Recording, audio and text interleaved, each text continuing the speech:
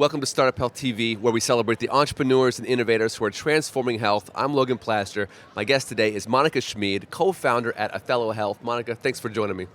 Thanks, Logan. Happy to be here. Let's just start by educating our audience on what Athelo Health is. Sure. So I'm Monica Schmiede, co-founder of Athelo Health, and we are the first biometric-based virtual coaching platform for women with breast and gynecologic cancers. Okay. What does that mean for an average patient with Yes, cancer? essentially, if we think about how healthcare is delivered today, specifically cancer care, around 20% of the time is focused around clinical interventions in a hospital, at a doctor's office, but the 80% of time that you spend in your home, at your friend's house, at the gym, that's what we really want to emphasize and support you during this time. Yeah.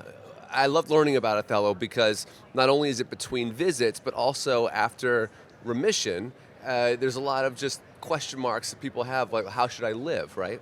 Exactly. How does Athelo step in there? Exactly. So my background and my co-founder come from drug development and clinical trials. So we know that we have the potential and technology to capture a lot of data.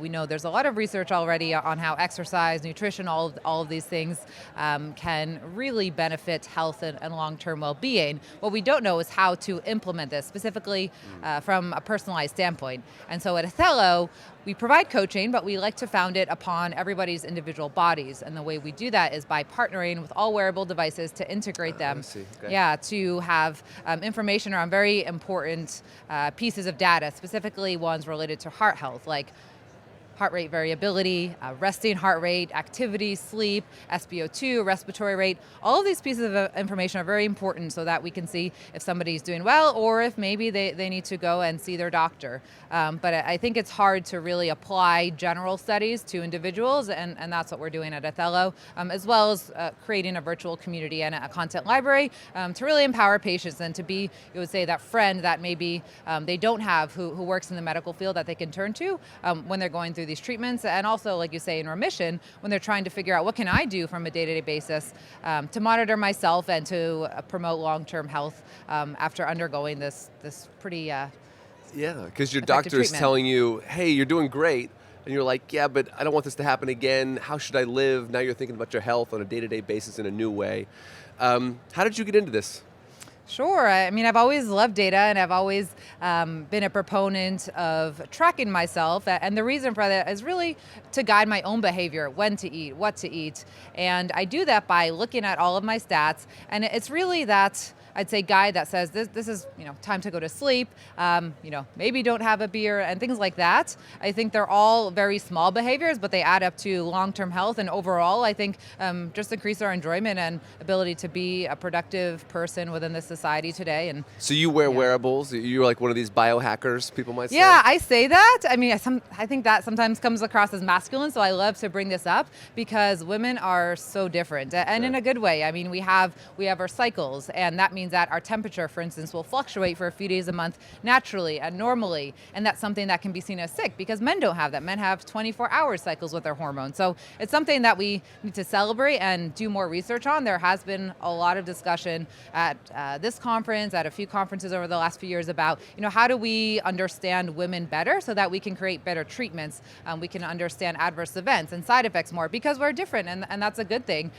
Historically, a lot of the mouse models have been male mice because they're easier because they don't have hormones. And before 1993, women weren't allowed in clinical research. And the motive behind this was good. It was because they didn't want to harm any unborn fetuses, and we appreciate that. But the flip side of that is it's just left a big gap in our set today. So through Athelo, not only through coaching women, we're also going to be looking at the longitudinal data sets to see, which groups are at higher risk of side effects. Does ethnicity play a part? Where we come from in the world, that all plays a part, and we need to understand that better. And it's our job as an industry to really do that work. And the current paradigm, it's been great, and we're in the golden age of medicine, and we're very grateful for where we've come today, but we also acknowledge the work that still needs to be done during this century. Got it. So you've got the wearables piece, your data collection piece, you've got kind of a community piece, it sounds like, so that you've got someone you can turn to when you've got questions. And then it sounds like you've got this sort of future-looking, what's the clinical trial data that we need to capture. It's really interesting. What do you think about the moment in time we're at right now in terms of how we're looking at cancer care and the continuum of care? in terms of the regulatory environment and what people are, how they're innovating?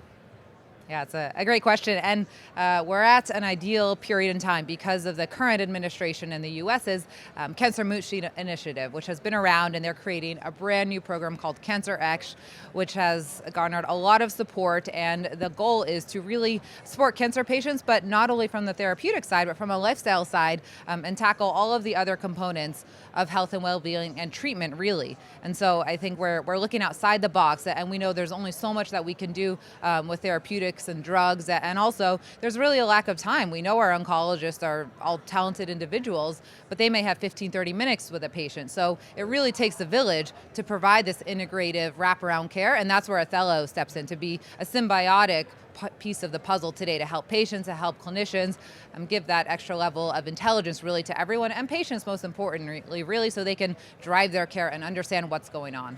You mentioned the oncologists only having like 30 minutes with a patient. So many of the interviews that I do come back to the workforce crisis that we're in. Where do we stand in terms of having enough oncologists and specialists for the patient population? Yeah, so there's a big shortage. Per the latest ASCO reports, we have around 12,000 oncologists in the U.S. today. We're expecting a shortage of at least 2,000 over the next 3 years, but that number, I think, has gone up since COVID has happened. And so, I mean, it's also good because cancer is very specific. We have 150 different types. We have early detection, which is able to shine light on earlier cases, which results in much better outcomes. But alongside of that, we need to use technology in a beneficial way to support oncologists so they can do what they do best, have these meaningful conversations with patients, and allow patients to ask the right questions and feel like they're getting the most out of their care teams and they have all the information they need to succeed.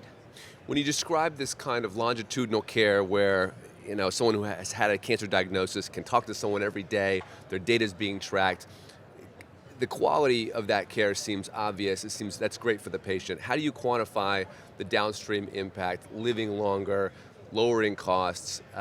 What are those numbers? Sure. So patient satisfaction is a big one. We know that's quantified quite frequently within health systems where they'll provide surveys, but also lowering hospitalizations, lowering unnecessary visits, not because we don't want people to receive the care they need, but for them to understand maybe this is something that's urgent, maybe it's not urgent, maybe it's something that can be treated at home. And the goal is always to do as much as home as possible. For many reasons, comfort, cost. So I think we're getting more aligned in our incentives across our system to make this more of a reality. All right, last question. What are you most excited about for 2023 for the company? Yeah, there's a lot. I mean, we'll be in the hands of at least 500 patients. So we Awesome. partnered with Care First through the 1501 HealthWorks program, which has been phenomenal. Congratulations. Thank you. It's very competitive.